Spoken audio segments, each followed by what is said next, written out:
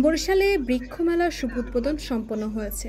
বৃক্ষ দিয়ে সাজাই দেশ, সমৃদ্ধ করি বাংলাদেশ, এই স্লোগানকে কেন্দ্র করে বরিশালে শুরু হয়েছে 15 দিনব্যাপী বৃক্ষরোপণ অভিযান ও বৃক্ষ মেলা।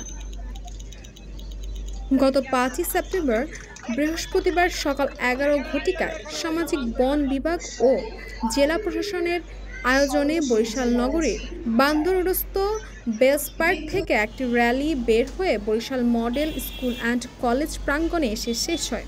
বেলস পার্ক প্রাঙ্গণে এই মেলার শুভ উদ্বোধন করেন প্রধান অতিথি বিভাগীয় কমিশনার মোহাম্মদ শওকত আলী। এ সময় তিনি ফিতা কেটে ফেস্টুন ও বেলুন উড়িয়ে বৃক্ষ মেলা উদ্বোধন শেষে অতিথিরা বিভিন্ন স্টল পরিদর্শন করেন। পরে বরিশাল মডেল স্কুল অ্যান্ড কলেজের সভাকক্ষে বরিশালের জেলা প্রশাসক শহীদুল ইসলামের সভাপতিত্বে আলোচনা সভা অনুষ্ঠিত হয়। এ সময় বৃক্ষরোপণ ও মেলা সম্পর্কে বক্তব্য দেন বরিশাল মেট্রোপলিটন পুলিশের ভারপ্রাপ্ত কমিশনার মোহাম্মদ নজরুল হোসেন, বরিশাল বিভাগীয় বন কর্মকর্তা শফিকুল ইসলাম সহ অন্যরা।